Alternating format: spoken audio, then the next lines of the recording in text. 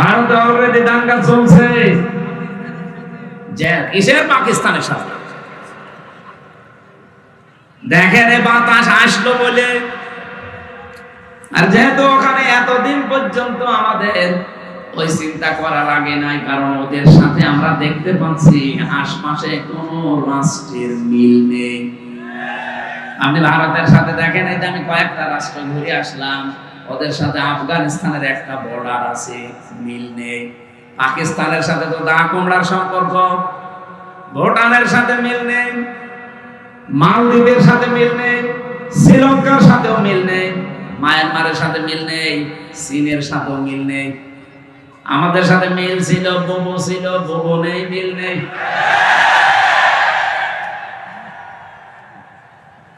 ও বোবো, আবার চলে আসেন। ওরা বারবার একথা বলছে না। এই লোকটাকে হয়তো আদর্শিক কারণে, রাজনৈতিক কারণে, দুনিয়ার কোন স্বার্থের কারণে আপনি দেখতে পারেন না উপরে উপরে। ভেতর থেকে যদি মানুষ হয়ে থাকে, অবশ্যই একটা কিছু বের হয়ে আসবে যে না, লোকটা আসলেই ভালো ছিল। এটা যে বাস্তব, আজকে ব্যারিস্টার আব্দুর রাজ্জাক মারা যাওয়ার পরে আপনি আর টের পাচ্ছেন বেশি। তার ঈমান ছিল। বাংলাদেশের ঐতিহ্যবাহী জেলা একটা নাটোর, লালপুর থানার অন্তর্গত দেবরপাড়া, বধিরামপুর যুব সমাজের উদ্যোগে ৮ম বাৎসরিক তাফসীরুল কোরআন মাহফিলের সমান্তরাল সভাপতি, আত্র এলাকার সর্বজন শ্রদ্ধাভাজন ব্যক্তিত্ব বিশিষ্ট শিক্ষাবিদ জনাব AHM মমতারুল আজাদ দামাত বারকাতুহুমুল আলিয়া, বলেন আমিন। মাহফিলের প্রধান অতিথি, সারা জীবন জ্ঞানের আলো ছড়িয়েছেন আপনাদের এলাকার সন্তান জনাব মোহাম্মদ রফিকুল ইসলাম মুকুল। এখানে বিশেষ অতিথি হিসাবে উপস্থিত আছেন সার্জেন্ট মোহাম্মদ ইমদাদুল হক, জনাব রফিকুল ইসলাম রফি, জনাব রফিকুল ইসলাম। এই এলাকায় রফিকুল বেশি নাকি? আলহাজ সিরাজুল ইসলাম, আমজাদ হোসেন, রাশিদুল ইসলাম, মমতাজউদ্দিন, আজিজুর রহমান, সদর আলী, আব্দুর রাজ্জাক। এদের সম্মান মর্যাদা শুধু দুনিয়া না, উভয় জগতে আল্লাহ যেন আরো বাড়িয়ে দেয়। বলেন বলেন। পৃথিবীতে মানুষের সম্মান কিসে বাড়ে অনেকে জানে না।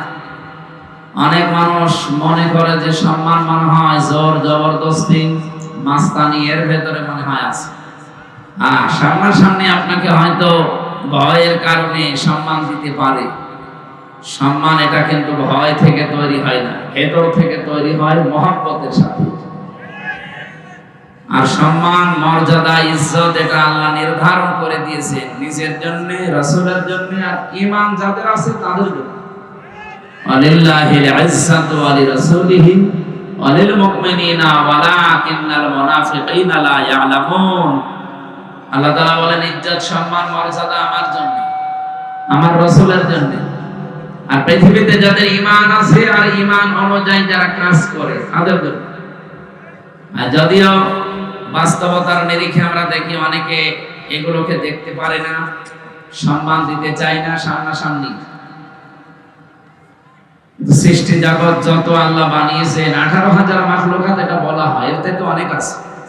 সব সৃষ্টির ভেতরে যাদের ঈমান অনুযায়ী কাজ হয়, ঈমান অনুযায়ী যারা দুনিয়াতে কাজ করতে পারে, আমল করতে পারে, তাদের প্রতি মহব্বত, ভালোবাসা আল্লাহ নিজে তৈরি করে দেয়।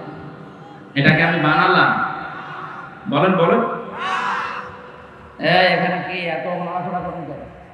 ফ্যান দেওয়া লাগবে না, ঠিক আছে, বসুন বসুন, বাইরে রেখে দিয়ে ভালো করে বসুন। এত কষ্ট করে অনুষ্ঠান দিয়েছেন আপনারা, নিজেরাই যদি না শোনেন, ও বাইরের লোক দিয়ে শুনিয়ে কাজ হবে? নিজেরা আগে শুনে।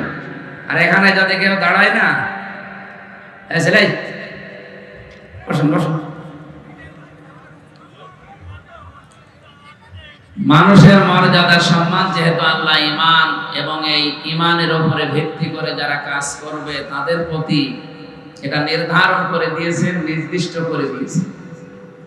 ইয়ারফা'িল্লাহুল্লাযীনা আমানু মিনকুম ওয়াল্লাযীনা উতুল ইলমা দারাজাত। সূরা মুজাদালার 11 নম্বর আয়াতের মাঝের অংশে আছে, পৃথিবীতে যাদের ঈমান আছে আর ঈমান এবং যারা জ্ঞান পেয়েছে, ইলম পেয়েছে, এই দুইটা গুণ যাদের ভেতরে পাওয়া যাবে, ইরফা এটা মুজারে, বর্তমান ভবিষ্যৎ প্রেজেন্ট ফিউচার। আল্লাহ বলেন দিন যত যেতে থাকবে এদের মর্যাদা সম্মান বাড়তেই থাকবে।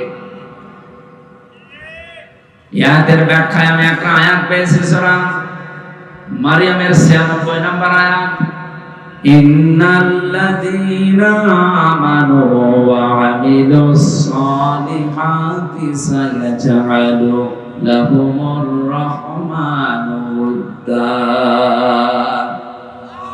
অবশ্যই যারা বিশ্বাস করে আল্লাহর প্রতি এবং এই বিশ্বাসের দাবি অনুযায়ী আমলে সালেহ করে। নাটোরবাসী, এখানে একটা শিক্ষা আছে, এদিকে তাকান। জন্মের পর থেকে আমরা এই আয়াতটা অনেকেই প্রথম অংশ শুনেছি যে ইন্নাল্লাযীনা আমানু ওয়া আমিলুস সালিহাত, শুনেননি? যারা ঈমান আনে আর আমলে সালেহ করে। আরে ভাই, এটা তো বাংলা গেল, এর আধুনিক অর্থ হবে নিশ্চয় যারা ঈমান আনে আর ঈমানের দাবি অনুযায়ী যারা যোগ্যতা অর্জন করে। সালেহ মানে শুধু নেক কাজ না, সালেহ মানে যোগ্যতা অর্জন করা। যে যে বিষয়ে উঠতে চায় তাকে ওই বিষয়ের শিক্ষা, প্রশিক্ষণ এবং বাস্তবতায় তার জ্ঞান তৈরি করে তাকে যোগ্য হওয়া লাগবে। যদি এই দুটি গুণ কেউ অর্জন করতে পারে, সায়াজআলু, সিন দিয়ে আল্লাহ গ্যারান্টি দিয়েছেন অতি শীঘ্রই সায়াজআলু লাহুমুর রাহমানু উদ্দা। দুনিয়াতে যত সৃষ্টি আল্লাহ বানিয়েছেন সব সৃষ্টির ভেতরে ওই লোকটার প্রতি একটা মহব্বত, ভালোবাসা আলাদা ভাবে আল্লাহ তৈরি করে দেবে। এই জন্য যে বিভাগে আমরা আছি ওই বিভাগে আপনার ঈমান যদি খাঁটি হয়, ভেজাল না থাকে, লোক দেখানো না হয়, আর যদি আপনার যোগ্যতা থাকে, শিক্ষা প্রশিক্ষণ নিয়ে বাস্তবে আপনি টিকে থাকতে পারেন, এই লোকটাকে হয়তো আদর্শিক কারণে, রাজনৈতিক কারণে, দুনিয়ার কোন স্বার্থের কারণে আপনি দেখতে পারেন না উপরে উপরে, ভেতর থেকে যদি মানুষ হয়ে থাকে অবশ্যই একটা কিছু বের হয়ে আসবে যে না, লোকটা আসলেই ভালো ছিল। এটা যে বাস্তব। আজকে ব্যারিস্টার আব্দুর রাজ্জাক মারা যাওয়ার পরে আপনি আর টের পাচ্ছেন বেশি তার ঈমান ছিল। এর পরবর্তীতে যে সালেহ শব্দের ব্যাখ্যা যেটা বলছিলাম, যোগ্যতা, যোগ্য হওয়া। উনি যে বিভাগে কাজ করতেন ওই বিভাগে এই বাংলাদেশে যদি 5 জন থাকে তার ভেতরে উনি একজন। কি কথা বলেন? আমার মনে হয় 5 জন বললেও ভুল হবে। যদি একজন থাকে সে একজনই উনি। কারণ 5 জনের ভেতরে আমি বহু মানুষকে চিনি যাদের ব্যক্তিগত জীবন, পারিবারিক জীবন, সামাজিক জীবন, রাজনৈতিক জীবন, অর্থনৈতিক জীবন, আন্তর্জাতিক জীবন গুলো ভালো না, তারা কলুষিত করে ফেলেছে। এই জন্য এই মানুষগুলো মারা গেলে সৃষ্টি জগৎ কেউ কাঁদে না। ফামা বাকাত আলাইহিমুস সামাউ ওয়াল আরদু ওয়া মা কানু মুনসারিন।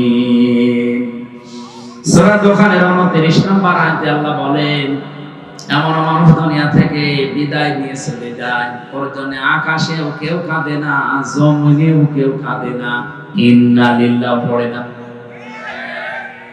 আপনি মিলান তো এই জায়গায় ঈমান আছে কিন্তু ঈমানের দাবি অনুযায়ী কাজ নেই। এরকম মানুষ যদি আজকে মারা যায়, আমি গ্যারান্টি দিয়ে বলতে পারি ডক্টর কামাল হোসেন মরিজাক আজকে ওনার ঈমান আছে কিনা আমি ওটা বলবো না, আমি বিশ্বাস করলাম ঈমান আছে, কিন্তু ঈমানের দাবি অনুযায়ী বাস্তব প্র্যাকটিক্যাল লাইফ এটা ঠিক করতে পারে নাই। আমি নিচে নামতে পারলাম না, আমি ইঙ্গিত দিয়েছি, আপনি বোঝেন। শুধুমাত্র ঈমান আনলেই হবে না, ঈমানের দাবি অনুযায়ী আপনাকে কাজ করা লাগবে। আর ব্যারিস্টার আব্দুর রাজ্জাক এটা করেছে। দুইটা লোকে যদি আজকে মারা যেত, আমার মনে হয় সৃষ্টি জগতের ভেতরে হাহাকার পড়ে যেত ব্যারিস্টার আব্দুর রাজ্জাকের জন্য। আর ডক্টর কামাল হোসেনের জন্য কেউ ইন্না লিল্লাহ পড়তো কিনা আমার বিশ্বাস হয় না। ভাই আমি আমার নিজেরটা বলছি, আমার ভেতর থেকেই তো আসতো না, আপনারা আসবে কি করে? কারণ এটা তো আর ভেতর থেকে আসার জন্য যেটা তৈরি হবে সেটা তৈরি করে দেবে কে? এই জন্য আল্লাহ আয়াতের মাঝে সিন দিয়েছেন। যারা আরবি গ্রামার বোঝে যে জিজ্ঞাসা করেন, সিন, সাফা, অদ, লাম, এরকম 13টা শব্দ আছে। কোন সেন্টেন্সের আগে যদি আসে, কোন ফেলের আগে যদি এই শব্দটা ব্যবহার হয়, বাংলা অর্থ দাঁড়ায় অতি শীঘ্রই, খুব তাড়াতাড়ি, অবশ্যই, হবেই হবে। এই সিন শব্দের প্রায় 33টা অর্থ পেয়েছি আমি। আল্লাহ গ্যারান্টি দিয়ে জানিয়েছেন অতি শীঘ্রই, অবশ্যই, খুব তাড়াতাড়ি আমার সৃষ্টি জগতের ভেতরে তার প্রতি একটা ভালোবাসা, মহব্বত আমি আল্লাহ নিজে পয়দা করে দেব। ব্যারিস্টার আব্দুর রাজ্জাককে হয়তো আদর্শিক কারণে আমরা অনেকেই সামনাসামনি দেখতে পারি না, কিন্তু আজ উনি ইন্তেকালের পরে অনেকেই কিন্তু বলছে না লোকটা ভালো ছিল। এই কথা বলে না কেন? আপনি মরে যান তো দেখি পৃথিবীর সব সৃষ্টি আপনার জন্য কাঁদে কিনা? গত কয়েকদিন আগে মাইক্রোসফট, এটা খ্রিস্টানরা চালায়, তারা রিপোর্ট দিয়েছে সারা পৃথিবীতে 257টা দেশের মানুষের উপরে তারা গবেষণা চালিয়েছে। এই তথ্য তারা পেশ করেছে। তাম পৃথিবীর 6 জন মানুষকে, শুধু আমি না, তাম দুনিয়ার সবাই ঘৃণা করে, অপছন্দ করে, দেখতে পারে না। তার ভেতরে 1 নম্বরে নাম এসেছে নেতানিয়াহু। এটা পৃথিবীর এখন 1 নম্বরে নিকৃষ্ট জঘন্য মানুষ। 2 নম্বরে নাম এসেছে আমাদের প্রতিবেশী যে মোদি। 3 নম্বরে নাম এসেছে যেটা ওটা পালিয়েছে, ওটার নাম বলা ঠিক না, যেহেতু আমাদের নিজের তো এবার নিজের গায়ে লাগবে, এজন্য বাংলায় বলে দিলাম যে পালিয়েছে। এই যে সেই কয়েকজন মানুষের নাম বলছি, এদের কর্মজীবন আপনি প্র্যাকটিক্যাল লাইফ একটু খোঁজ করে দেখেন তো। এই মানুষগুলোর ভুল সিদ্ধান্তের কারণে, এটা সূরা ইউনূসের ভেতরে পাবেন 11 নম্বর পারা 19 নম্বর পৃষ্ঠা 4 নম্বর লাইনের 100 নম্বর আয়াতের শেষের দিকে আছে, ওয়ায়াজআলুর রিজসা আলাল্লাযীনা লা ইয়াকিলুন। আল্লাহ পাক বলেন, কোন মানুষ যদি তার জ্ঞান অনুযায়ী, যোগ্যতা অনুযায়ী, বিবেক অনুযায়ী কাজ না করে, তখন তার উপরে ভুল বিষয়গুলো আমি আল্লাহ চাপিয়ে দেই। আজ ইসরায়েলে এই নেতানিয়াহু, এই শয়তান, এই কুলাঙ্গার, এই অবৈধ সন্তান পৃথিবীর এই লোকটা এবং সিদ্ধান্ত নেওয়ার কারণে আজ দেশটা দাবানলে পুড়ে শেষ হয়ে গেল। আজকে বিকাল 4:30টার রিপোর্ট দেখেছেন, যেভাবে আগুন আসতেছে, ওরা 112টা মেশিন ফিট করেছে, শুধু পানি দেওয়া না, স্প্রে পর্যন্ত। এ পৃথিবীর সবচেয়ে বড় উন্নত মেশিন প্রযুক্তি, স্প্রে সব ইসরায়েলে পাওয়া যায়। এই আমি এখানে বসে কথা বলছি, বাংলাদেশের কোন জেলা, কোন থানা, কোন গ্রাম, এটা কোন জায়গায় বসে আছি, এটা ওরা ইসরায়েলে বসে কম্পিউটারে দেখতে পাচ্ছে। এরকম মেশিন পর্যন্ত ওরা বাংলাদেশে আড়ি পাতার জন্য পাঠিয়েছিল। আমি 3 বছর জেলখানায় ছিলাম। প্রথম যে 10 দিন রিমান্ডে ছিলাম, দ্বিতীয় দিন আমার রিমান্ডে জিজ্ঞাসা করছে যে সাতক্ষীরার মাওলানা আমিরুল ইসলাম বিলালী, উনি আপনার বাড়িতে কল দিয়ে এই কথা বলতে বলেছে যে আপনি বলবেন আমি জামাত ইসলাম করি না। আমি বলছি, এই কথা বললো কি করে? আমার মোবাইল তো আপনার কাছে, বাড়ির নাম্বার ট্যাগ করে ওরা এখান থেকে বসে বসে মেশিনের মাধ্যমে, এই আয়না ঘর যেটা বলা হয়, এটা মিনি, বিগটা তো আমি দেখিনি, ছোটটা আমি দেখেছি। এখানে বসে ওই মেশিন ফিট করে এই মামলার সাথে রিলেটেড যারা যারা আছে, মানে ওদের সন্দেহ হয় যার যার উপরে, তাদের নাম্বারগুলো সব এখানে ট্যাগ করা আছে। পৃথিবীর যেখান থেকে নাম্বারে কল দেন না কেন, ওরা কি বলছেন সব শুনতে পাচ্ছে। চিন্তা করলাম একটু দেখি বানিয়ে বলি যে না, এ কথা বলার কথা না। পরবর্তীতে দেখি আমাকে সব রেকর্ড শোনাচ্ছে। এই দেখেন কণ্ঠকার।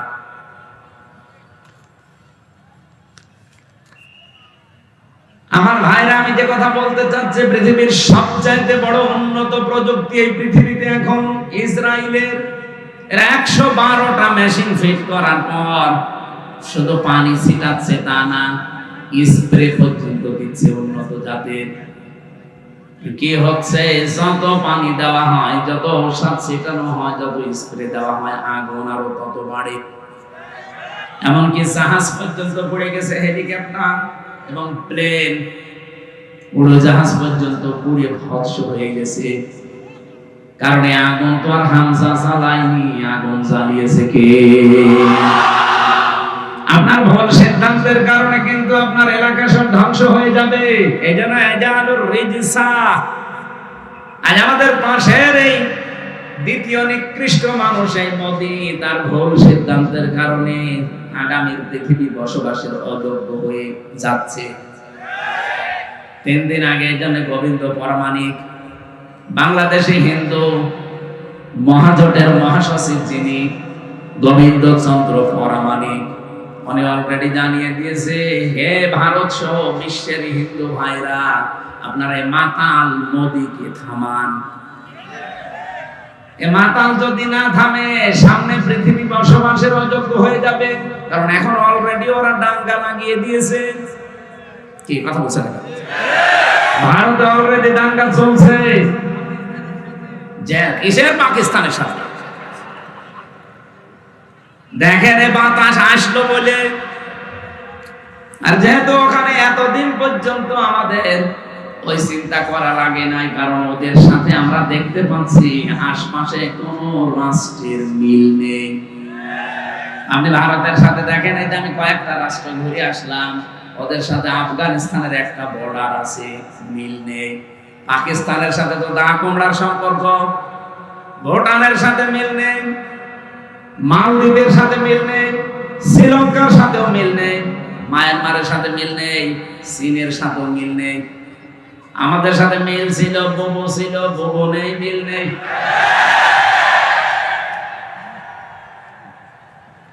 ও বোবো, আবার চলে আসেন। ওরা বারবার একথা বলছে না। এতদিন শুনতাম যে বলতো আমাদের স্বামী স্ত্রীর সম্পর্ক, যদিও এই কথাটা বলা জায়েজ নেই, কারণ দাদা ফুল হাতা আর আমরা হাফ হাতা। এটা মনে হয় হাফ হাতা না ফুল হাতা? মুসলমানে দিয়েছে, দিতে পারে। আর দাদা যদি এই বয়সে এসে মুসলমানি দিয়ে বিয়ে করতে চায়, তাহলে বিয়ে পড়ানো যায় আছে। আর যে বয়স, আপনি হাজাম পাবেন কোথায়? এই বয়সে হাজাম পাওয়া যাবে, বুড়ো হাজাম লাগবে না? আর বুড়ো মানুষের হাতে আপনি অস্ত্র দেবেন, ও আগা কাটতে যে ঘোড়া কেটে ফেলবে। এখানে দাদার এই বয়সে যেন আমার শখ না জাগে যে আমি আবার বিয়ে করব। যদিও এতদিন এরা ছড়িয়েছিল যে আমাদের স্বামী স্ত্রীর সম্পর্ক, এটা দাহা মিথ্যা কথা। এই কথা বলে দেখো, দাদা যা করেছে জীবনে হেদায়েত পাওয়া সম্ভব না। কারণ মানুষ যখন পাপ করতে করতে সীমা ছাড়িয়ে যায়, ইন্নামা নুমলি লাহুম লিয়াজদাদু ইসমা ওয়া লাহুম আযাবুম মুহিন। সূরা আলে ইমরানে আছে, 4 নাম্বার পারা 12 নাম্বার পৃষ্ঠা 11 নাম্বার লাইনে আছে।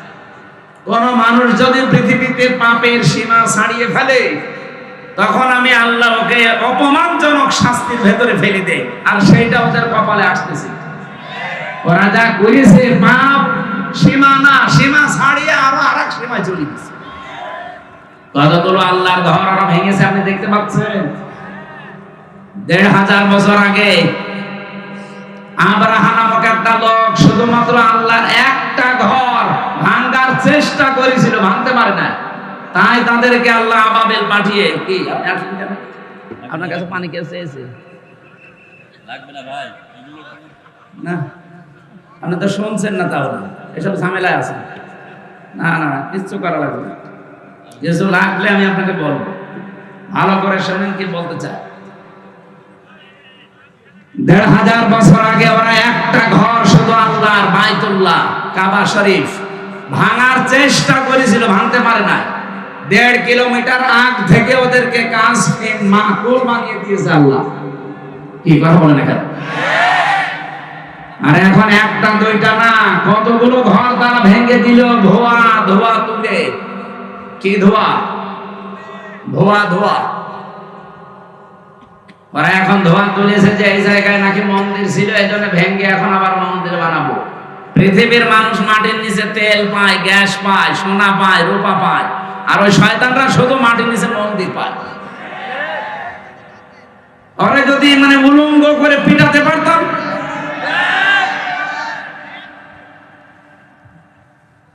আমার মনে হয় গোপালগঞ্জে কিছুদিন আগে যেভাবে পিটিয়েছিল এই প্রশাসনের লোকজন, ওদেরকে ওইভাবে ওদের হাতে ছেড়ে দেওয়া যাবে। সন্তান ওই সময় গোপালগঞ্জ থেকে কেউ যদি ঢাকায় যায়, বসে গেলে ৩০০ টাকা, দাঁড়িয়ে গেলে ১০০০ টাকা। দাঁড়িয়ে যাবে কি করি, পেছনে এমন অবস্থা করেছে।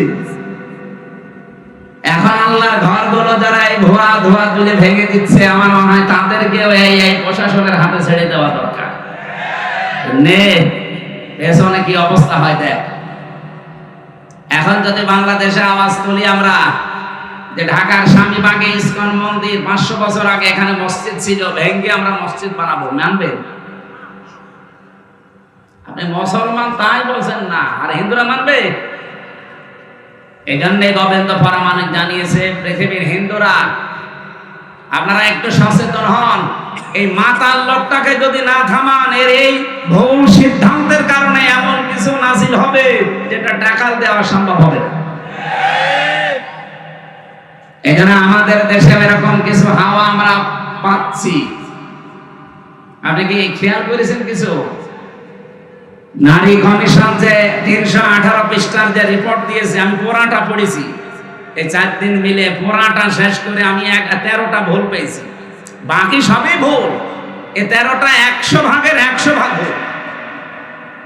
ওরা প্রথমে যেটা জানাতে চায় যে স্বামী যদি স্ত্রীর সাথে মিলন করতে চায়, স্ত্রী যদি রাজি না হয়, স্বামী যদি জোর করে এই কাজ করে, তাহলে স্ত্রী তার পরের দিন যদি মামলা দেয়, তাহলে ধর্ষণ মামলা হবে, প্রমাণ হলে স্বামীর ফাঁসি।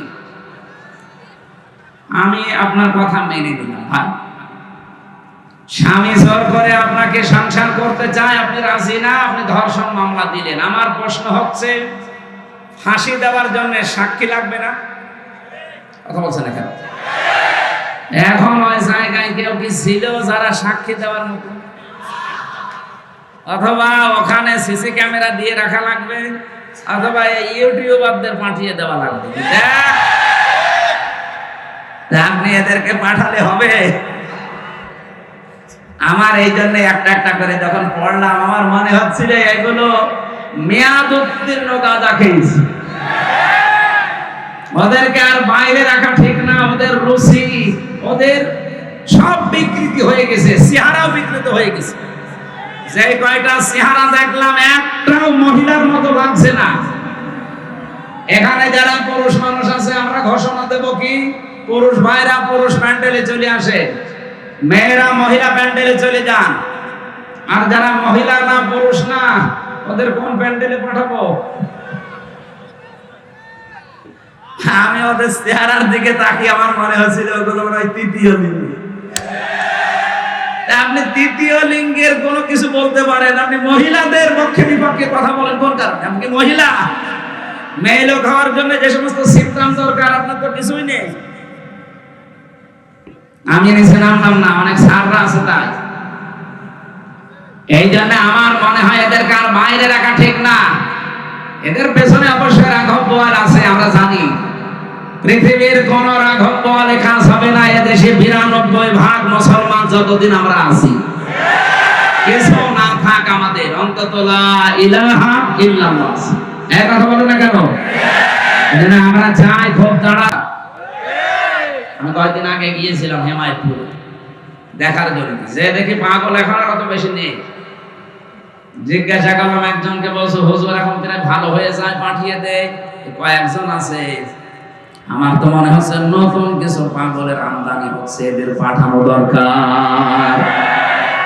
নয়তো এরা এই কথা লিখলো কি করি? আপনি কিভাবে কি সাক্ষী জোগাড় করবেন আপনি নিজেই বলেন। এটা পাগলের মাথায় তো এই চিন্তা আসা ঠিক না। দ্বিতীয় নম্বরে তারা লিখেছে দেহ আমার, সিদ্ধান্ত আমার। এটা কোরআনে কারিমের পুরা বিরোধী।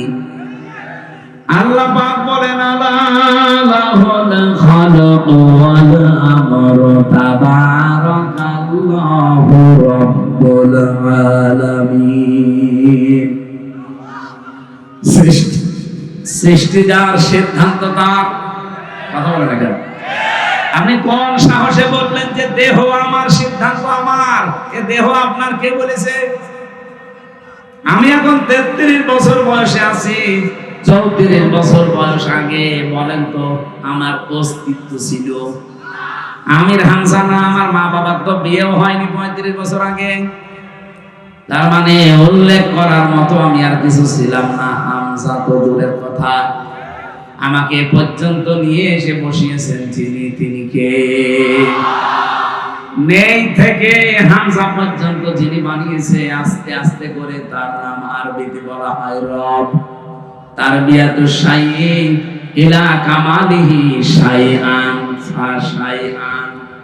নেই থেকে তারবিয়াতের মাধ্যমে একটার পরে একটা সিস্টেম পাল্টিয়ে যিনি তোমাকে পূর্ণতায় পৌঁছিয়ে দেয় তিনি হচ্ছে রব। আমরা যাকে আল্লাহ বলি।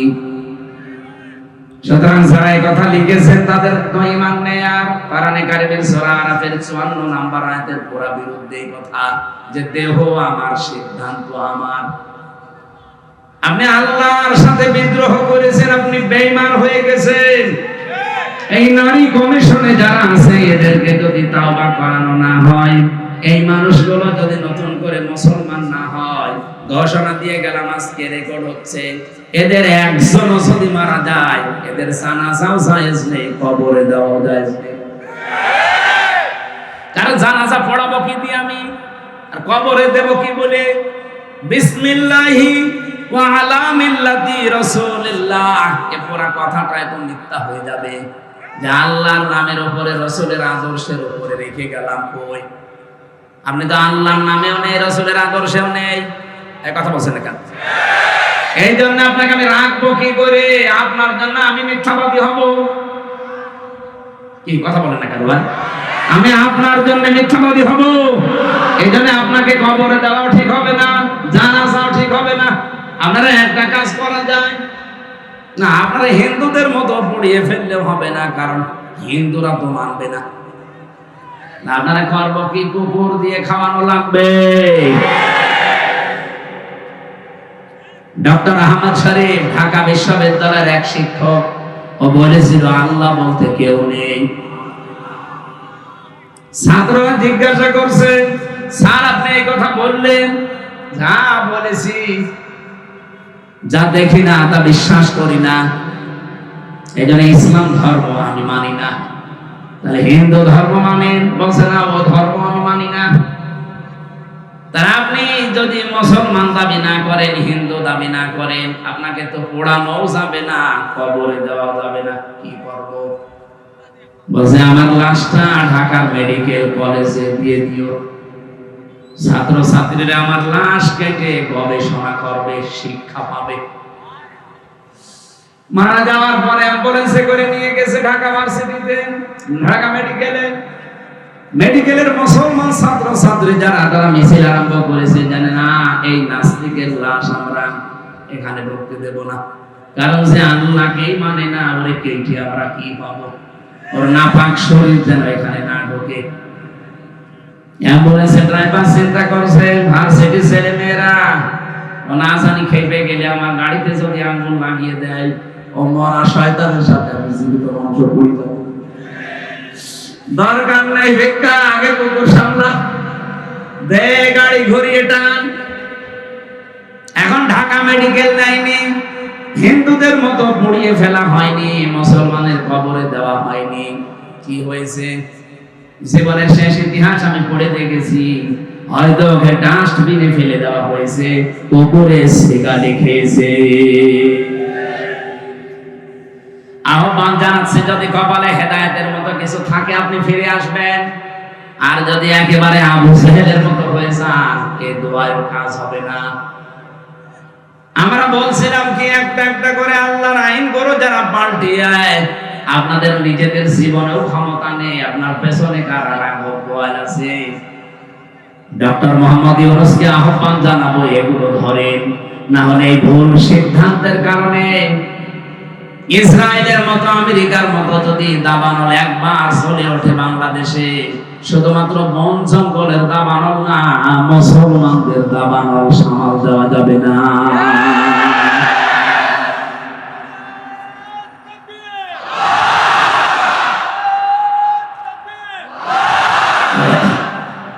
আলহামদুলিল্লাহ, আমি দেখো কথা আরম্ভ করেছিলাম যে পৃথিবীতে মানুষের সম্মান আর মর্যাদা বাড়ে ঈমান আর জ্ঞান, এই দুইটার সমন্বয়।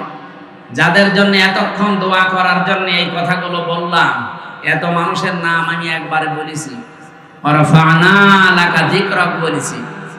এদের মর্যাদা আমরা শুধু দুনিয়ায় চাই না, আখিরাতেও যেন মর্যাদা টিকে থাকে, ওই কাজগুলো করার তৌফিক আল্লাহ তাদের দান করুন। এই কথা বুঝেছেন? এই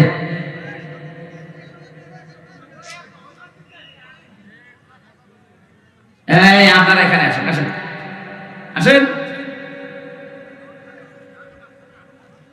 দরুদ আর সালাম পাঠ করছে আমাদের নবী, মানবতার মহান শিক্ষক মুহাম্মদুর রাসূলুল্লাহ সাল্লাল্লাহু আলাইহি ওয়াসাল্লামের প্রতি, যার মিশন আর ভিশন ছিল এই পৃথিবীতে তিনটা।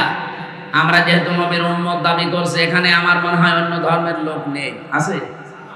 যদি থাকেন তো একজন, আপনাদেরকে ওয়েলকাম জানাচ্ছি। আমরা যেহেতু সবাই এখানে দাবি করছি আমরা নবীর উম্মত, নবীর যা কাজ ছিল, আমাদের মিশন আর ভিশন কয়টা হল? বিশ্ব নবীর এই পৃথিবীতে প্রথম মিশন ছিল তাওহীদ প্রতিষ্ঠা করা। আমার মনে হয় বাংলাদেশকে আল্লাহ যে জায়গায় এখন এনে দিয়েছে, এই জায়গাতে তাওহীদ প্রতিষ্ঠার একটা সুযোগ আল্লাহ তৈরি অলরেডি করে দিয়েছে। এখন এটা করার জন্য সিস্টেম গুলো কি কি?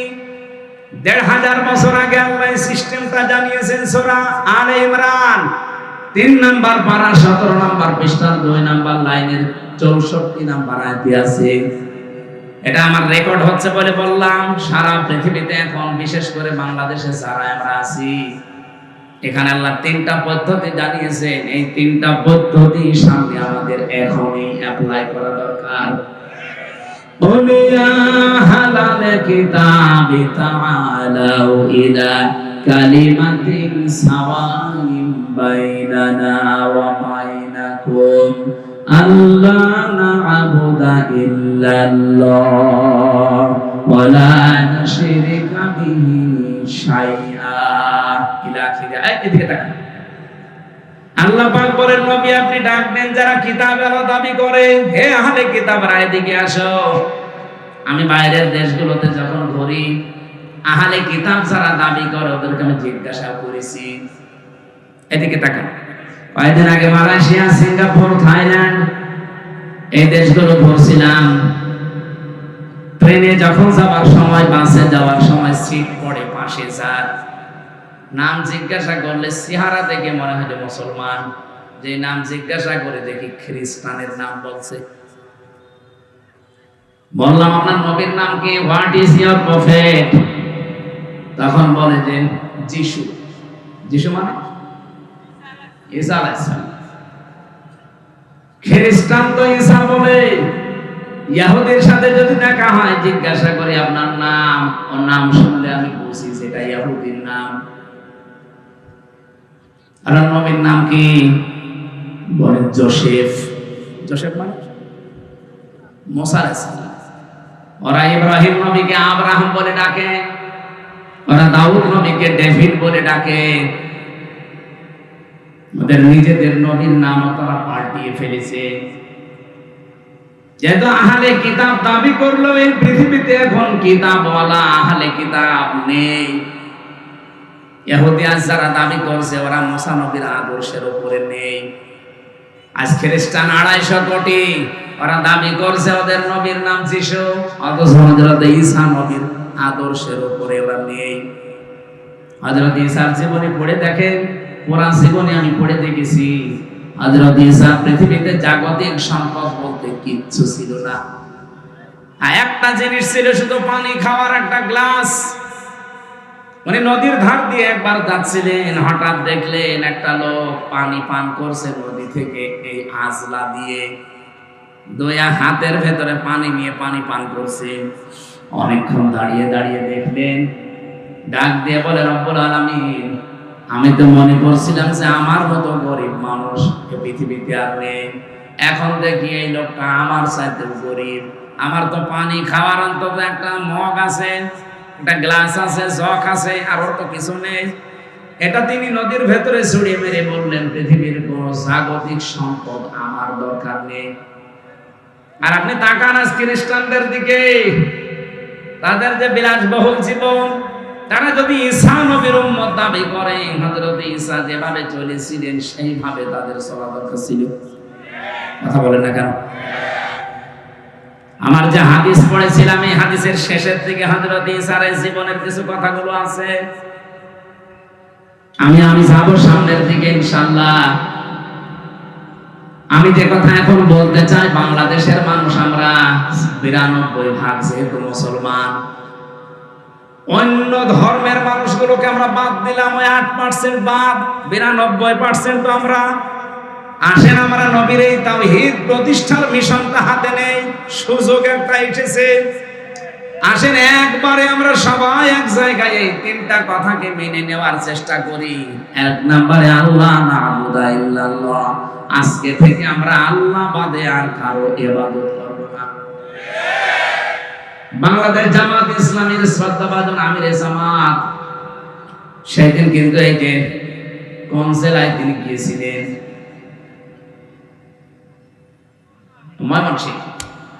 উনি ময়মনসিংহে অনেকগুলো আলেমের হাত এভাবে উঁচা করেছে, আপনারা ভিডিও দেখেছেন। এভাবে ডাক দিয়ে বললেন, আমাদের আল্লাহ এক, আমাদের রাসূল এক, আমাদের কোরআন এক, আমরা আর পার্থক্য থাকতে চাই না, আমরা সবাই এক। আপনি তাওহীদ প্রতিষ্ঠার জন্য এইভাবে চালিয়ে যেতে হবে কাজ, কিন্তু পদ্ধতি আল্লাহ কোরআনে দিয়েছেন 3টা। আমরা যেহেতু সবাই যারা হাত তুলছে এখানে আল্লাহ ছাড়া কারো ইবাদত করতে আমরা রাজি আছি, 1 নম্বরে আমরা ঠিক আছি। কি কথা বলেন এখানে? আর কিছু মানুষ হয়তো ভুল ক্রমে অন্যের ইবাদত করেন। কি এই এলাকায় আসে কিনা আমি জানি না, রাজশাহী বিভাগে এটা কম আছে। রাজশাহী, খুলনা, বরিশাল এগুলোতেও শয়তানরা আসে না, ওরা সব আস্তানা গেড়েছে সিলেট আর চট্টগ্রাম আর ময়মনসিংহ বিভাগে। কারণ ওই সমস্ত বিভাগগুলোতে শিরকও বেশি, বেদাতও বেশি, আবার ইবাদতও বেশি। এই যে আমার গিয়াসউদ্দিন তাহিরি ভাই,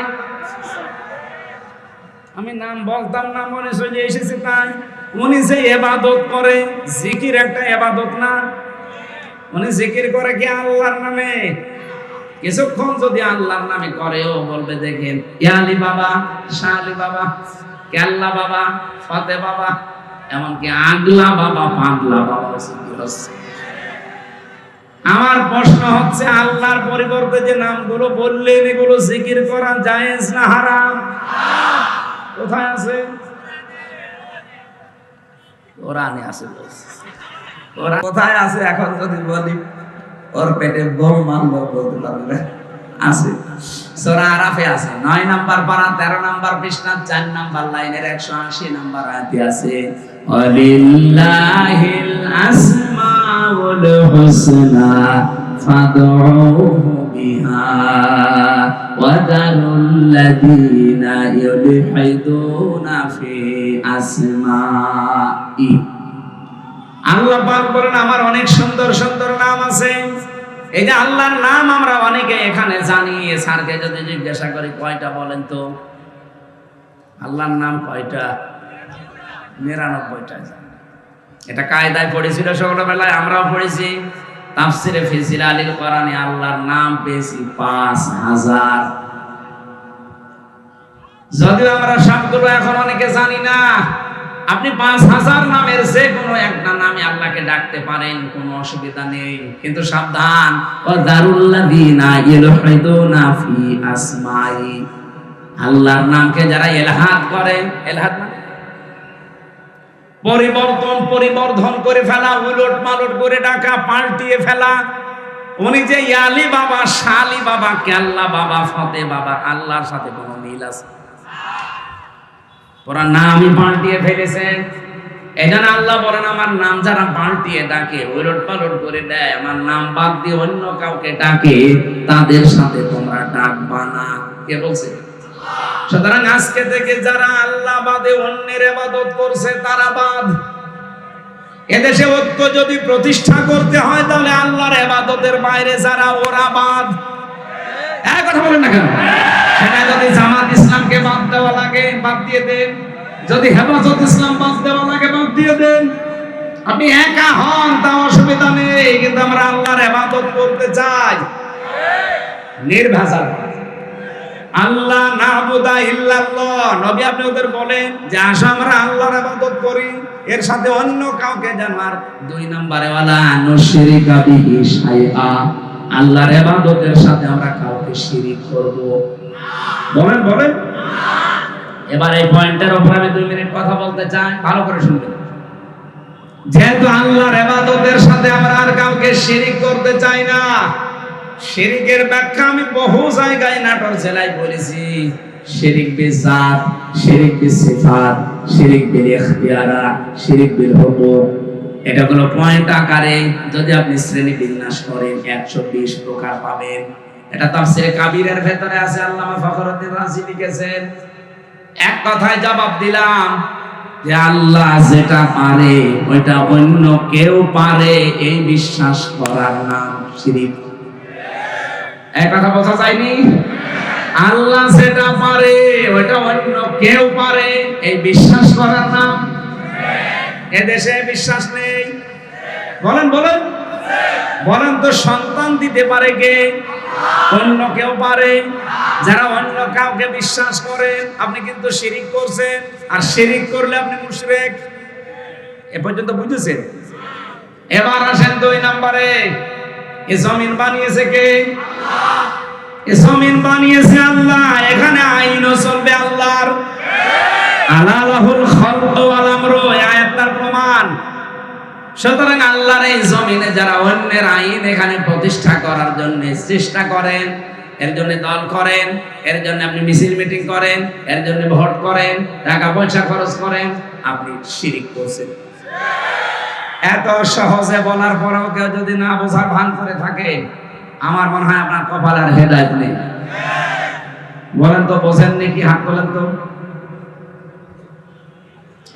কিছু এদিকে আসে, কানের নিচে এমন সরে 2টা দেবো না, আপনি সব বুঝতে পারবেন। অবশ্যই এখনো বোঝেন। এই বোঝেন মানে আপনি নিজেই বললেন যে আমাকে ছেলে মেয়ে কেউ দিতে পারে না। কে পারে? অন্য কেউ যদি পারে, বিশ্বাস করলে আপনি শিরিক করলেন। শিরিক করলে আপনি মুশরিক। মুশরিকের জন্য জান্নাত হারাম, জাহান্নাম আছে। আর ফতোয়া লাগবে? আর ফতোয়া লাগলে সূরা মায়েদা 6 নম্বর পারা 19 নম্বর পৃষ্ঠার 12 নম্বর লাইনে আছে, ইন্নাহু মা ইউশরিক বিল্লাহ ফাকাদ হারামাল্লাহু আলাইহিল জান্নাহ ওয়া মাওয়াহুন নার। এটা যেমন খুব সহজে বুঝে ফেললেন যে ছেলে মেয়ে আল্লাহ ছাড়া কেউ পারে না, যে জমিন আল্লাহ বানিয়েছে, এখানে অন্যের আইন যদি কেউ কায়েম করার চেষ্টা করে সে আল্লাহর সাথে শিরিক করছে না? এটা বোঝেন না? মানে আপনি বুঝেছেন ঠিকই, কিন্তু টাকা পেয়েছেন। হ্যাঁ, ওরা মোনাজাতের পরে একটু আলাদা বসাবেন তো, 2 চাটি দিয়ে তারপর বলে বোঝে না। তাহলে আল্লাহর সাথে যারা শরীক করবে না, এই সিদ্ধান্তে যারা আসবে তারা আমাদের সাথে আছে। এক কথা বলেন না কেন? এর সাথে যদি হেফাজত আসতে চায়, জামাত আসতে চায়, চরমনায় আসতে চায়, আটরশি আসতে চায়, কিন্তু আল্লাহর সাথে শিরিক করে আপনি জামাত ইসলাম করবেন, এরকম জামাত আমি মানি না। আল্লাহর সাথে শিরিক করে আপনি চরমনার মুরিদ হবেন, এরকম চরমনা আমি মানি না। ওই যে পিসকে হুজুর কি বলেছিল, প্রধানমন্ত্রী ছাতার কসুর আমি মানি না, এই জন্যই ওরে জেলে রেখে দিয়েছি। আমারও রিমান্ডে ওরে নিয়ে 10 দিন প্রশ্ন করেছে, পিসকে হুজুর আর বলে আমি হাসিনা মানি না। জিনিস ওর সাহস আছে, ওরে ধরে রাত 12:30টার পরে পুরা উলঙ্গ করে ওর হাতের উপরে সিগারেট দিয়ে একটা অর্ধ উলঙ্গ মেয়ে লোক এখানে কাঁধের উপরে হাত, ও তো হাত পৌঁছে না, তারপরও হাত দিয়ে ছবি তুলে বসে ছেড়ে দেবে। ওই দিন এমন কন্দন করেছি, আমার সাথে ছিল তো, এক রুমে ছিলাম আমরা।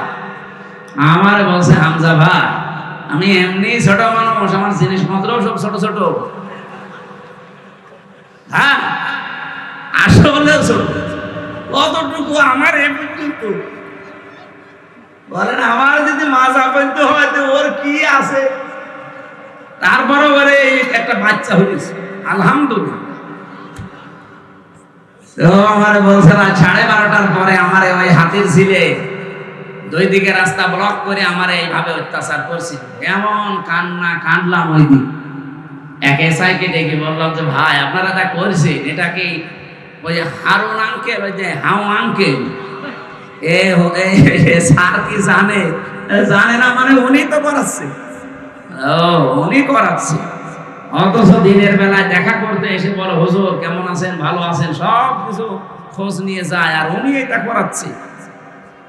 আমার যেভাবে উলঙ্গ করেছে আল্লাহ যেন ওনারা উলঙ্গ করে। ঠিক ছোট হুজুরের তো হয়তো ছোট জিনিস দেখা যায়নি, কিন্তু হারু আঙ্কেলের 3 ইঞ্চি 5 ইঞ্চি ওইটা হয়তো 4-5 জন এসআই দেখেছিল, আর এরটা সারা দুনিয়া দেখেছে। 5 ইঞ্চি মহিলারা পর্যন্ত জিকির করে 3 ইঞ্চি 3 ইঞ্চি। আলেমদের বরদোয়া লেগে গেছে। কোথায় আছে সে আল্লাহর ওলি? হাউ আঙ্কেল আপনাদের এই নাটোরের বাগাতিপাড়া লালপুরে 17, 18, 19, 20 এই সমস্ত বছরগুলোতে বহুবার এসেছি, কিন্তু কোরআনের কথা আমারে বলতে দেয়নি। এই বকুল সাহেব আর আজাদ সাহেব, এই আজাদ এক আজাদ সে দুইটা এখন পালিয়েছে। আমার আগে যিনি কথা বলছিলেন কে আমি জানি না, উনি ওই যে আল্লাহর ক্ষমতার উপরে অহংকার যারা করে তাদের পরিণতি কি এই বিষয়ে টাচ দিচ্ছিলেন, আমি হালকা শুনছিলাম। এই জন্য আমরা যেন অহংকার সামনে না করি ভাই। সূরা নমলের 52 নম্বর আয়াতটা পড়লে আমার কাছে এই বাংলাদেশের সাথে একেবারে খাপের খাপ মিলে যায়। আল্লাহ পাক বলেন ফাতিলকা বুয়ুতুহুম খাবিয়াতাম বিমা যালামু, এই সেই ঘরগুলো আল্লাহ যেন এভাবে আঙ্গুল দিয়ে দেখাচ্ছে, এই সেই আজাদের ঘর, এই সেই বকুলের ঘর, এই সেই হানিফের ঘর, এই সেই ডিলুর ঘর। এখন যদি বলেন হানিফ, ডিলু, আজাদ, বকুলের নাম কোথায় আছে, এদিকে আসেন আপনাকে দেখাচ্ছি। আমি দেখাতে পারবো, দরকার আমি তাফসীর দেখব, কারণ এখানে বাইতুন নেই, বুয়ুত বহু বছর। আল্লাহ বুয়ুত বহু বছর দিয়ে জানিয়েছে যে এরকম মানুষ আজকে না, যদি এটা লোক নবীর জামানায় নাজিল হওয়া, এটা কিয়ামত পর্যন্ত এই চরিত্রের মানুষ থাকবে। আল্লাহ এ পর্যন্ত বলেননি, কিন্তু এরপরে আরো শব্দ আছে। আল্লাহ পাক বলেন খাবিয়াতাম বিমা যালামু, এগুলো আজ জনশূন্য হয়ে পড়ে আছে, এগুলো উজাড় গৃহ হয়ে গেছে, এগুলো মানুষ শূন্য হয়ে গেছে, পরিত্যক্ত হয়ে পড়ে আছে, কেউ এখানে আর যেতে চায় না। যেতে যদি চায়ও ঘৃণার সাথে যায়। আপনি কুষ্টিয়ার হানিফ সাহেবের বাড়ি যান, আপনি যে দেখেন বাড়ি আর বাড়ি নেই, পায়খানার প্যান পর্যন্ত মানুষ খুলে দিয়ে চলে গেছে। যদিও হালকা পাতলা 2-1টা ইট ছিল, এই ফেব্রুয়ারির 5 তারিখে আযাবুল বুলডোজার নাজিল হয়ে ছাতা সব শেষ। সারা দেশে আযাবুল বুলডোজার নাজিল হয়েছিল না? আল্লাহ বলেন জালেমদের বাড়ি ঘরগুলো একটু দেখেন না কেন? এই সেই ঘরগুলো খাবিয়াতান, আজ ওজাড় গৃহ হয়ে গেছে, পরিত্যক্ত করে দিয়েছি আমি বিমা যালামু, এদের জুলুমের কারণে। আল্লাহ পর্যন্ত কিন্তু শেষ করে দিতে পারতেন, কিন্তু এর পরের শব্দটা আমাদের জন্য। আল্লাহ পাক বলেন ইন্না ফি যালিকা লাআয়াতাল লিকাউমিন ইয়ালামুন। এখানে প্রথমে ইন্না আছে আর মাঝে আছে লামে তাকিদ। আল্লাহ দুইবার গ্যারান্টি দিয়ে জানিয়েছেন অবশ্যই অবশ্যই এর ভেতরে জ্ঞানী যারা তাদের জন্য শিক্ষা আছে। কি শিক্ষা? ফাকতিয়া দাবিরুল কওমিল্লাযিনা যালামু, সূরা আনআম 7 নম্বর পারা 12 নম্বর পৃষ্ঠার 4 নম্বর লাইনের 45 নম্বর আয়াতের প্রথম অংশে আছে। এটা তাফসীরে ফি জিলালিল কোরআনে সাইয়্যিদ কুতুব এভাবে লিখেছেন। আল্লাহ পাক বলেন জালেমদের শিকড় কাটা হয়ে গেছে। কেটেছে কে? আল্লাহ মানে ওই যে আলেমকে জিজ্ঞাসা করে তো কতিয়া, এটা মজুলের ফাইল জানা নেই, এর কর্তাকে কেউ জানে না। আপনি যদি এখন বলেন যে বকুলের বাড়ি ভাঙলো কে, কেউ জানে না। আপনি হানিফের বাড়ি ভাঙলো কে, কেউ জানে না। ইনুর বাড়ি ভেঙেছে কে, কেউ জানে না। আসলে তো কেউ জানে না। ফাকতিয়া, এজন্য আল্লাহ কতিয়া দিয়েছেন যে জালেমদের শিকড় কাটা হয়ে গেছে। এখনো যারা জালেমদের পক্ষে সাফাই গান, অনেকে আশায় বুক বেঁধে আছেন যে বুবু শর্ট করে আসবে, তাহলে আল্লাহর কোরআনের আয়াত মিথ্যা হয়ে যাবে। কারণ এর আগের ইতিহাসের দিকে তাকান। লক্ষণ সেন 510 বছর হয়ে গেল, আজও আসেনি। এই কথা বলছে না কেন?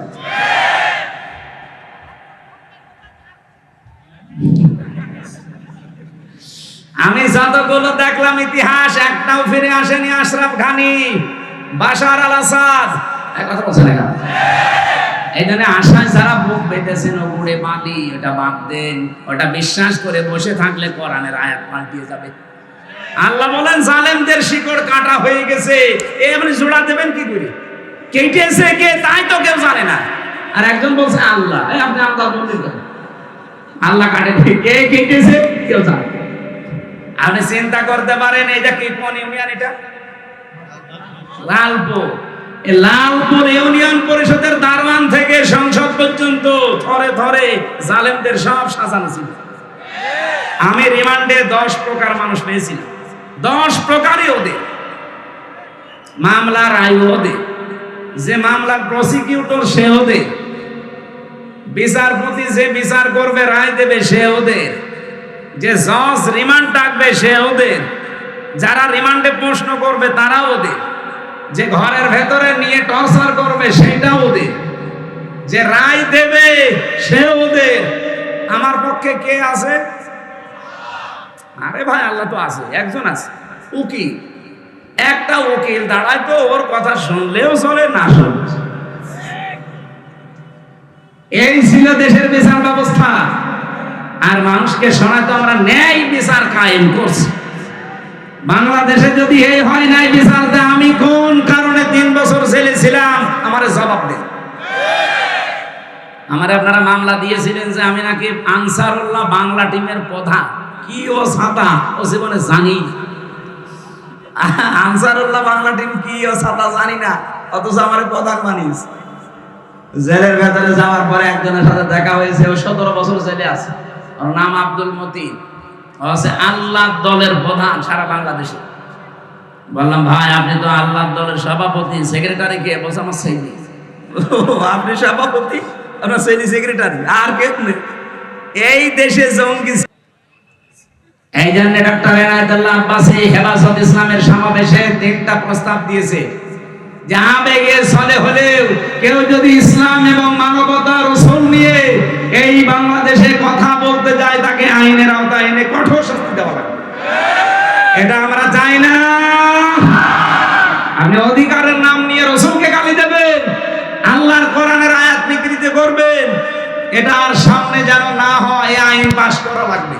2 নম্বরে উনি বলেছিলেন এই দেশে যারা নবীকে বিশ্ব নবী শেষ নবী মানে নাই, কাদিয়ানি যারা, এদেরকে রাষ্ট্রীয়ভাবে অমুসলিম ঘোষণা করা লাগবে। শোনেননি এটা? কথা বলছেন না? আমরা এই দাবির পক্ষে আছি না? কোরআনে কারিমের শুধু এক আয়াতের 4 ভাগের 1 ভাগ, মা কানা মুহাম্মাদুন আবা আহাদিম মির রিজালিকুম ওয়ালাকিন রাসূলুল্লাহ, এ পর্যন্ত ঠিক আছে। ও খাতামান নবিয়্যিন, নবী যে শেষ নবী এইটা কাদিয়ানীরা মানে না। ওরা বলে যে মা কানা মুহাম্মদ ঠিক আছে, আলা আহাদিম মির রিজালিকুম এটা ঠিক আছে, ওয়ালাকির রাসূলুল্লাহ এটাও ঠিক আছে, কিন্তু ওয়ালাকির রাসূলুল্লাহর পরে ওয়া খাতামান নাবিয়্যিন উনি শেষ নবী এটা ঠিক নেই। শেষ নবী হচ্ছে গোলাম আহমদ কাদিয়ানী। এতটুকু অস্বীকার করার কারণে কাদিয়ানীরা কি বলেন বলেন? আমরা চাই তাদেরকে অমুসলিম ঘোষণা রাষ্ট্রীয়ভাবে করা হোক। বারবার কিন্তু আহ্বান জানানো হয়েছে ৯২% মুসলমানের দেশে। হ্যাঁ, তারা অমুসলিম হয়ে থাক, তারা ইহুদি খ্রিস্টান বৌদ্ধ মুশরিক হিন্দু মাজুসি এদের মতো থাকবে, কোনো অসুবিধা নেই। কিন্তু আপনি মসজিদ বানাবেন, আজান দেওয়ার সময় এই যে দর্শন চুয়াডাঙ্গার দর্শন উথলি একটা মসজিদ আছে কাদিয়ানীদের, ওরা মুহাম্মদুর রাসূলুল্লাহ আজান দেয় না, আহমদ গোলাম আহমদ কাদিয়ানী এই শব্দ আজানের মাঝে জুড়ে দেয়। এজন্য বারবার আমরা কিন্তু বিভিন্ন কায়দায় আহ্বান জানিয়েছি, আপনারা যদি গন্ডারের চামড়া নিয়ে থাকে, গন্ডারকে নাকি কাঁতুকুতু দিলে ৩ দিন পরে টের পায় যে আমার কাঁতুকুতু দিয়েছে। এদের অবস্থা যদি এই হয়, জুলাই আগস্ট কিন্তু শেষ হয়ে যায়নি, আবার ১-১.৫ মাস পরে আরম্ভ হবে। যারা দায়িত্বে আছেন আপনারা জুলাই আগস্টের ফসল জনগণ ছাত্র জনতা আপনাদেরকে জায়গায় বসিয়েছে, সুতরাং এদেশের মানুষের সেন্টিমেন্ট বুঝবেন। উল্টাপাল্টা সিদ্ধান্ত নিয়ে বিভিন্ন কল কাঠি যারা নাড়াচ্ছে তাদের কথা শুনে আবার দেশটা অস্থিতিশীল করবেন, নিজেও থাকতে পারবেন না, আমাদের কখনো আগুন লাগবে। আমাদের দেওয়ালে ফিট থেকে গেলে তো তখন আর কামড় দেওয়া ছাড়া উপায় থাকবে না। এই কথা বলেন না কেন?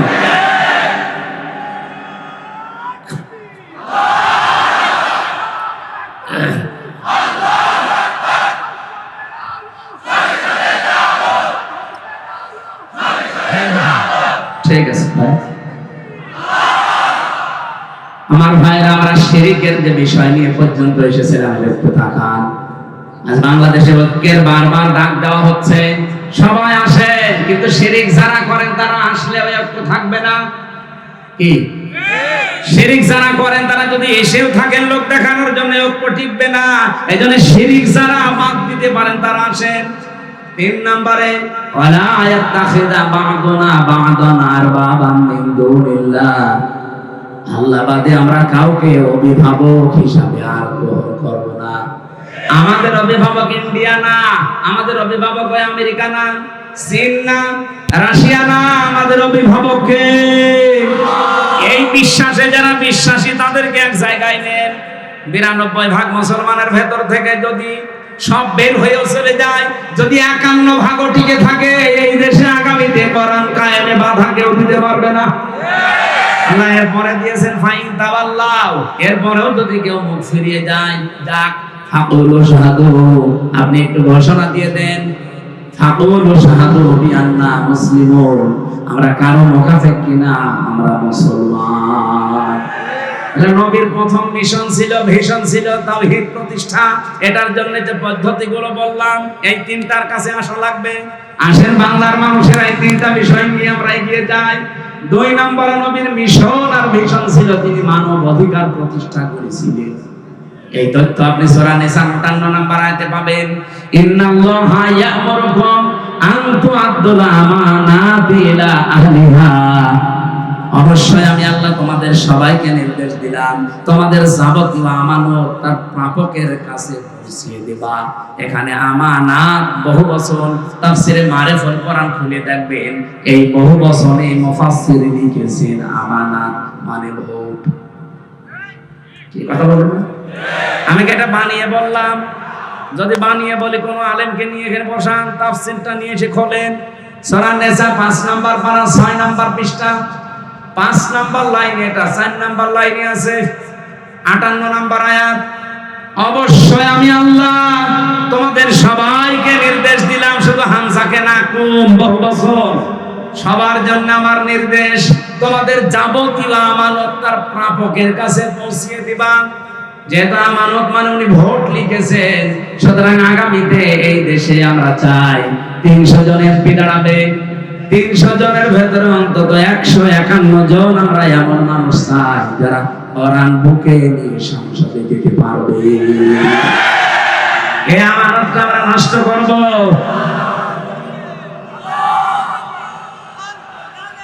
এই আমার কথা বলতে বলবা।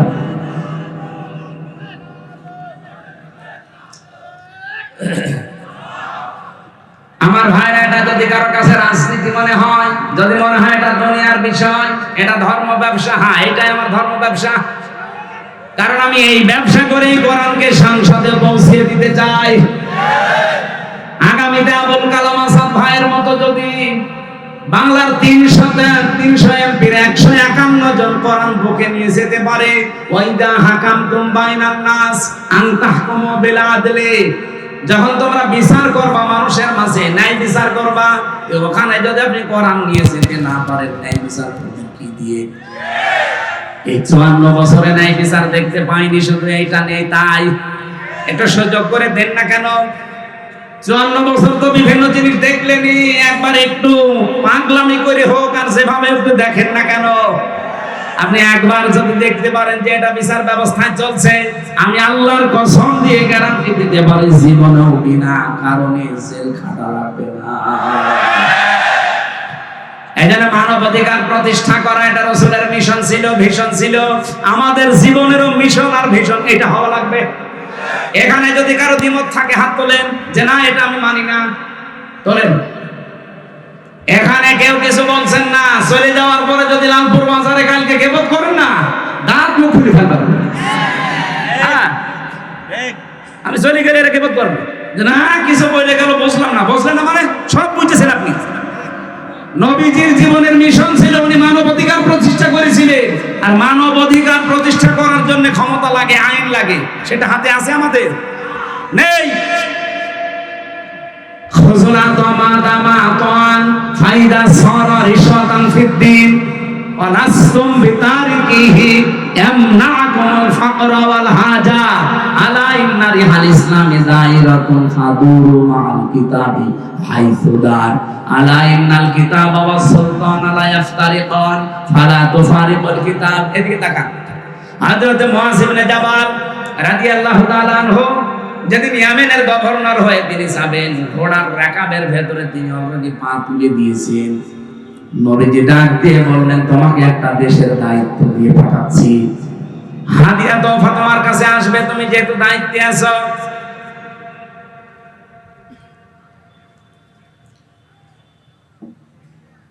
আমার আলোচনায় কোনো প্রশ্ন থাকলে বলেন তো, আগে বলেন। আমি তো নিজের বাবার একটা কথাও বলি না, যা বলেছি এর পেছনে দলিল দিয়েছি। এখন আপনার যদি রাগ হয়, মন খারাপ হয়, তাহলে আল্লাহকে আপনি কিছু বলেন যে না আপনার এই কথা বলা ঠিক হয়নি, আপনি অন্য কোনো আয়াত না। আর আমার সামনে এটা আসলে আমি কি গোপন করতে পারবো? আর আমি গোপন করলে আমার ওয়াজ শোনায় তো যাইছি। এখানে সঠিকটা বলার চেষ্টা করছে, আপনি মেনে নিলে ভালো, না নিলে আমারও দোষ না, আল্লাহরও দোষ না। দোষ কার? আমাদের কপাল। নাটোর বাসে যেটা বলতে চাচ্ছিলাম, এটা একটু খেয়াল করেন। নবীজি কোন সময় তাকে উপদেশগুলো দিচ্ছেন দেখেছেন, যে তুমি দায়িত্বে থাকলে তোমার কাছে হাদিয়া তোফা আসবে, আসে না? হাদিয়া তোফা তুমি গ্রহণ করতে পারো ওই পর্যন্ত, যতক্ষণ ওটা হাদিয়া তোফা থাকে। কিন্তু হাদিয়া যদি ঘুষের পর্যায়ে যায়, তখন ওটা নিতে পারবা না। হে মুআয ইবনে জাবাল, ভালো করে কান খাড়া করে শোনো এই কথা। তুমি কিন্তু যে দেশের দায়িত্ব নিয়ে যাচ্ছ, আল্লাহর ইসলামের কালেমা, ধর্মের যে কর বাতাসে নড়বে। এমন সময় তোমার সামনে কিছুদিনের ভেতরে চলে আসবে, আলা ইন্নাল কিতাবা ওয়াস সুলতানা লা ইফতারিকান। দেখবা অনেক মানুষ এমন আছে, তারা বলবে আল্লাহর কিতাব আর রাজ্য রাজনীতি এটা আলাদা বিষয়। আমার মনে হয় বাংলাদেশে এখন কেউ বলে না। রাজশাহী বিভাগে বলেছে, এক কথা বলছে এটা। আমার মনে হয় ১৫০০ বছর আগের কথা, মনে হচ্ছে নবীজি কেবল কালকে বলে গেল, আলা ইন্নাল কিতাবা ওয়াস সুলতানা লা ইফতারিকান। জেনে রাখো কিছু মানুষ এমন সময় চলে আসবে যারা বলবে আল্লাহর কিতাব কোরআন শরীফ আর রাজ্য রাজনীতি এটা আলাদা। তোমাদেরকে নির্দেশ দিলাম ফালা তুফারিকুল কিতাব, কখনো আল্লাহর কিতাবের রাজনীতি থেকে আলাদা হবে না। এই নির্দেশ কার বলেন? নাকি আমি নির্দেশ বানাচ্ছি? বলেন এই আরবি বাংলা যদি ভুল হয় আলেমদের জিজ্ঞাসা করছি, বলেন বাংলা ভুল হচ্ছে? সাহাবী বললেন হুজুর এরকম একটা কঠিন সময় যদি আমাদের সামনে চলে আসে কি করব? তখন আপনিও তো থাকবেন না আমাদের মাঝে, আমাদের তখন কি করার আছে? তখন নবী ওই ঈসা নবীর কাহিনীটা উম্মতকে শোনালেন। আমার তো মনে হচ্ছে বাংলাদেশে এখন ঠিক সেই সময় এসে পৌঁছে গেছে। এই পৃথিবীর কোন চোর চাই যে গোলা ধানের গোলায় চাল তালা মারা থাক? বলেন বলেন। কোন মানুষ চায় চোর যারা তারা কি চায় যে আমের বাগান কেউ পাহারা দিক? চোর যারা জীবনেও তারা চাইবে না যে বাক্সে সিন্ধুকে টাকা পয়সা সোনা গয়না আছে ওটা তালা মারা থাক। ওরা তো সব সময় চাইবে যে মুখ আগলা থাক। এই পৃথিবীতে যদি সত্যি যারা আসল চোর তারা কখনো চাইবে না যে এই দেশে যারা ন্যায় পরায়ণতা কায়েম করতে চায় এই মানুষগুলো ক্ষমতায় যাক। কারণ এরা ভালো করে জানে এরা গেলে আমার হাত থাকবে না, কারণ আমি যত চুরি করেছি। এই বাংলাদেশে অনেক চোর আমার মনে হয় স্বভাবে করে না, অভাবে করে, সেগুলো মাফ। কিন্তু যারা স্বভাবে করেছে এদেরকে আল্লাহ মাফ করতে নিষেধ করে দিয়েছে, তাদের হাত কাটার নির্দেশ দিয়েছে। আপনি সালমান এফ রহমানের কি ৩৬,০০০ কোটি টাকা ওর চুরি করা, ওটা কি অভাবে না স্বভাবে?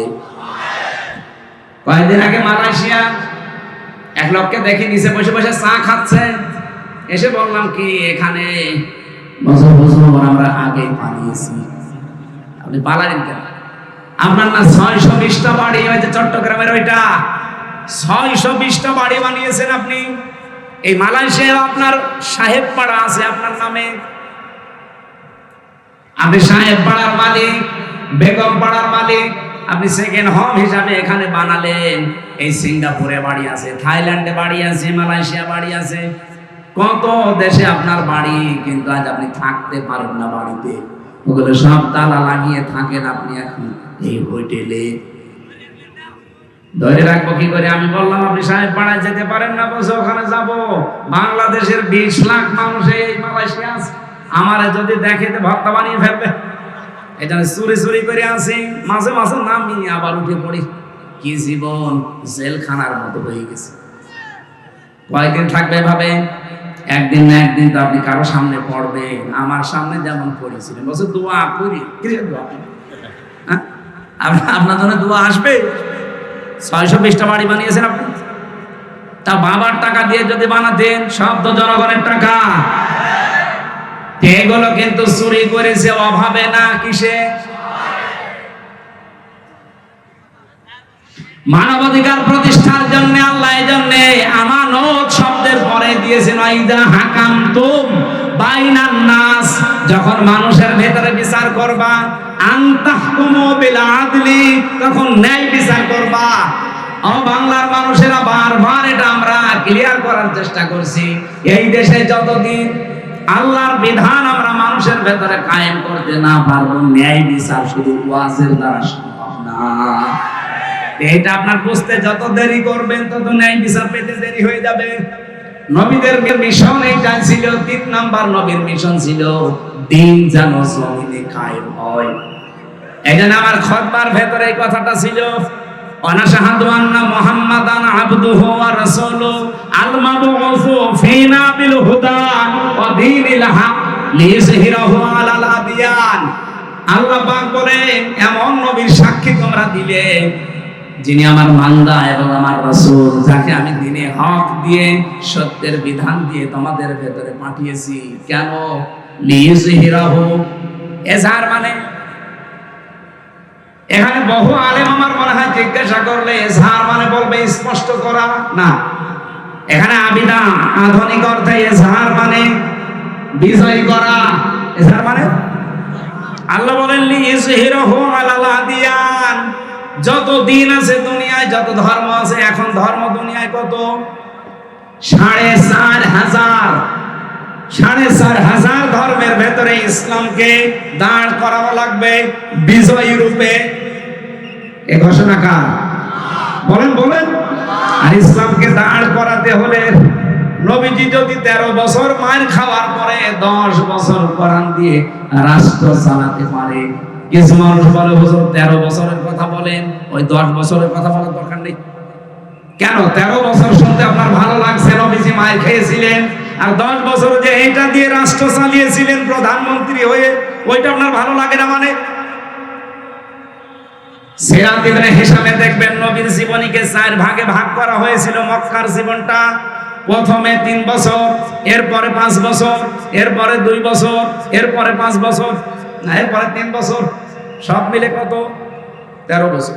প্রথমে 3, এরপরে 5, এরপরে 2, এরপরে 3, এই 4টা ভাগে নবীর পড়া মক্কার জীবনকে ভাগ করা আছে। আমি বাংলাদেশের সাথে অলরেডি এটা মিলিয়ে দেখেছি, আমরা এখন এই 4 নাম্বারটায় আছি। কি কথা বলেন না কেন? নবীজি 3 বছর জেলে ছিলেন, তার অনেক আত্মীয় স্বজন সাহাবায়ে কেরাম হারিয়েছিলেন। আমরা এই 15 বছরে বহু কিছু হারিয়েছি। 3 বছর না 13 বছর আল্লামা সাঈদীর জেল খাটা হয়ে গেছে।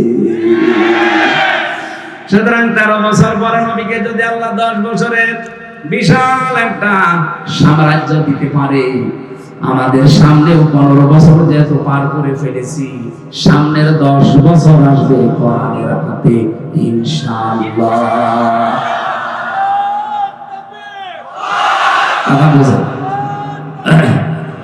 সূরা শুরার 13 নম্বর আয়াতের মাঝের অংশে আমি পড়েছিলাম আন আকিমুদ্দিন।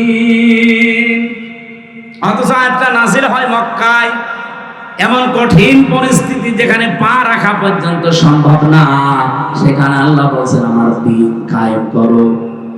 এখানে বাংলাদেশে যেহেতু 4টা অবস্থা আমরা পার করে ফেলেছি, এই মুহূর্তে আহ্বান জানাচ্ছি নবীর এই 3 নাম্বার মিশন আর ভিশন। ও বাংলার মুসলমানেরা, এখন সব ফরজের বড় ফরজ আল্লাহর এই জমিনে আল্লাহর দ্বীন কায়েম করা। এখানে কেউ মত পার্থক্য ফতোয়াবাজি করবেন না। সুতরাং দিন কায়েমের কথা বললে যারা ফতোয়াবাজি করে, মত পার্থক্য তৈরি করে, যে না ওর আকীদা খারাপ, ওর টুপি বড়, ওর টুপি 5 কলি, এরকম কথা যারাই তুলবে মনে করবেন ওটা রাসূলের শত্রু, ওটা মানবতার শত্রু, ওটা তাওহীদের শত্রু। এই কথা বলেন না কেন? এতটুকু আল্লাহ শেষ করেননি, কাবুরু আলাল মুশরিকিনা মা তাদউহুম ইলাই। হে নবী, আপনি যদি দিন কায়েমের জন্য মানুষকে ডাকেন, সবচেয়ে বেশি খারাপ লাগবে, অপছন্দ করবে কথাটা মুশরিকরা। আমি তো দিন কায়েমের জন্য আহ্বান জানাই, আপনার খারাপ লাগে কেন? আপনার মন খারাপ হয় কেন? আপনার কাছে রাজনীতি মনে হয় কেন? আপনি কি মুশরিক? বলেন। জানি আপনাকে আল্লাহ পছন্দ করেনি, এজন্য আয়াতের শেষের অংশ এটা, আল্লাহু ইয়াজতাবি ইলাইহি মাইয়াশা। দিন কায়েমের কর্মী হিসাবে আল্লাহ সবাইকে পছন্দ করে না। আল্লাহ যাকে ছাঁটাই করে দেন সে বাদ, আল্লাহ যাকে বাছাই করে, নির্বাচিত করে, পছন্দ করে, নির্ধারিত করে, এ যেতে বা শব্দ আছে। আল্লাহ যাকে পছন্দ করে তার দিনের কায়েমের জন্য কর্মী হিসাবে, তাকে আল্লাহ পাকে দিন কায়েমের জন্য নির্বাচিত করে নেয়। ওয়াহদি কাকে করে? মাইয়াশা। ওয়াহদি ইলাইহি মাইয়ুনিব, যে লোকটা আমার আল্লাহর দিকে মন থেকে ফিরতে চায়। আপনি কি আল্লাহর দিকে মন থেকে ফিরতে চান? যদি ফিরতে না চান, জীবনও আল্লাহকে আল্লাহ দিনের কর্মী হিসাবে আপনাকে কাজে লাগাবে না। আল্লাহর অত দায় পড়ে যায়নি। এই দেশে ইসলাম কায়েম না হলে আল্লাহর কোনো ক্ষতি আছে? ক্ষতি আপনার, ক্ষতি আমার। কারণ জীবনের শেষ দিন পর্যন্ত এই কাজে নিজেকে জড়িয়ে রাখা, এটা নামাজ রোজার চাইতেও বড় ফরজ। দলিল সূরা হিজর 14 নম্বর পারা 6 নম্বর পৃষ্ঠা, এটা হয় 6 নম্বর লাইনের শেষ নাম্বার আয়াত, সূরা হিজরের 99 নম্বর আয়াতে আছে, ওয়া'বুদ রাব্বাকা হাত্তা ইয়াতিয়াকাল ইয়াকিন। ওই দিন পর্যন্ত ইবাদত করো যতদিন তোমার কাছে ইয়াকিন না আসে, মরণ না আসে। এজন্য সব ফরজের বড় ফরজ। নবীজির জীবনের শেষ মিশন আর মিশন দিন কায়েম। সবাইকে আল্লাহ দিয়ে করাবে না, যাকে আল্লাহ নির্বাচিত করে, ছাঁটাই না করে বাছাই করে রাখে, তাকে আল্লাহ এই কাজে লাগাবে। আল্লাহ আমাদেরকে যেন ছাঁটাইয়ের ভেতরে না ফেলে বাছাইয়ের ভেতরে আল্লাহ ফেলে দেন, বলেন আমিন। এবার আমি মেয়েদের কয়েকটা কথা বলতে চাচ্ছি। এখানে আছেন আপনারা?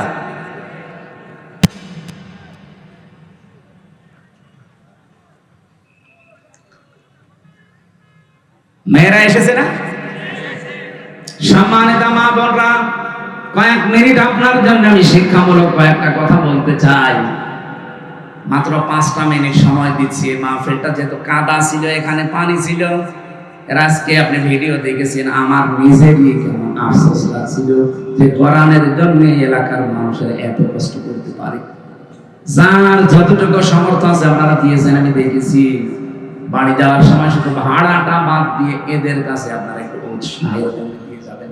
এটা মাদ্রাসার মাহফিল না, যার যা আছে অবশ্যই দয়া করে এদের কাছে একটু দিয়ে যাবেন।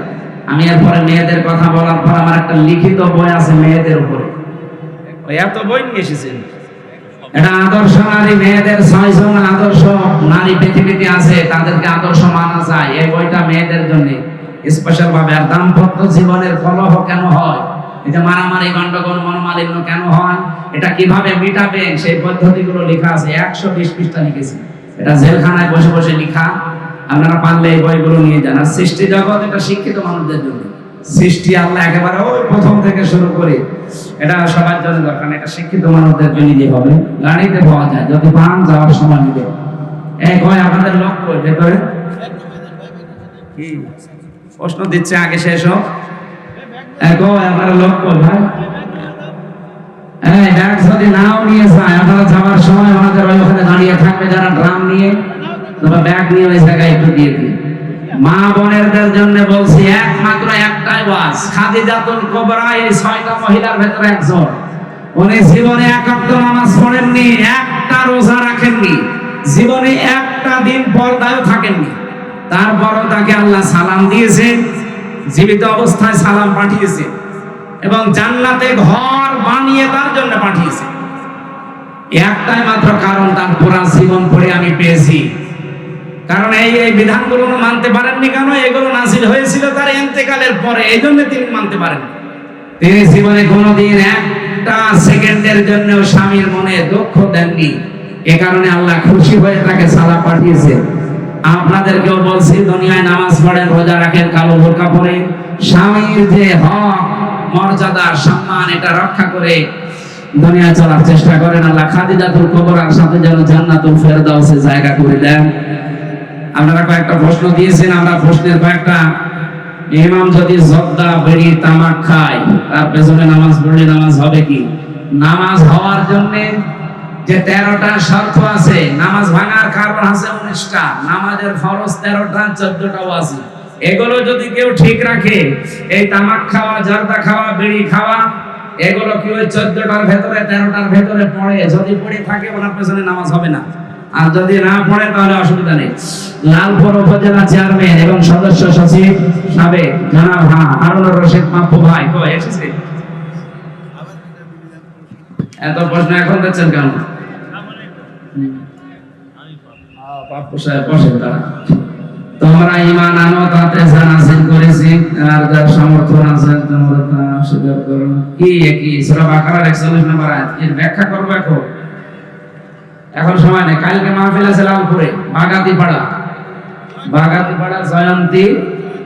জয়ন্তীপুর, বাগাতিপাড়া জয়ন্তীপুর। কালকে রাত 9টায় তোলার কথা দিয়েছে। আপনারা ওখানে যদি পরিবেশ ভালো থাকেছেন, সন্দেহ এই বিষয়ের উপরে কালকে কথা বলবো। সূরা হুজুরাতের 15 নম্বর আয়াতের ব্যাখ্যা ওই জায়গায় করবো কালকে, সন্দেহের উপরে। এই যে জয়ন্তীপুর দাখিল মাদ্রাসা বাগাতিপাড়া নাটোরের উদ্যোগে কালকে রাত 9টায় প্রধান বক্তা রাত 9টায় লিখে দিয়েছে। অবশ্যই এখানে আপনারা 100 বেশি হলেও 9:15-20 দিকে উঠবেন।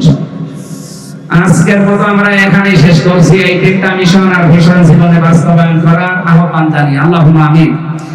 লা ইলাহা ইল্লা আনতা সুবহানাকা ইন্নী কুনতু মিনাজ জালিমিন। রব্বুল আলামিন, লালপুরের দিকে দেখা, হাজার হাজার বান্দা বান্দি আমরা নবীর জীবনের 3টা মিশন আর ভিশন শুনেছি, এগুলো আমাদের জীবনেও সেট করে দাও।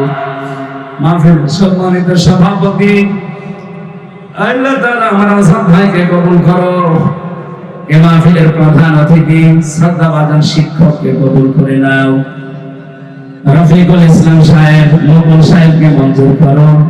আল্লাহ তাআলা বিএনপির সদস্য সচিব সাবেক আমার বড় ভাই হারুন রশিদ বাপু ভাই এসেছে, তার মা বাবাকে মাফ করে দাও, তার জীবনের অপরাধগুলো ক্ষমা করে জায়গাগুলো নেকি দিয়ে পাল্টিয়ে দাও।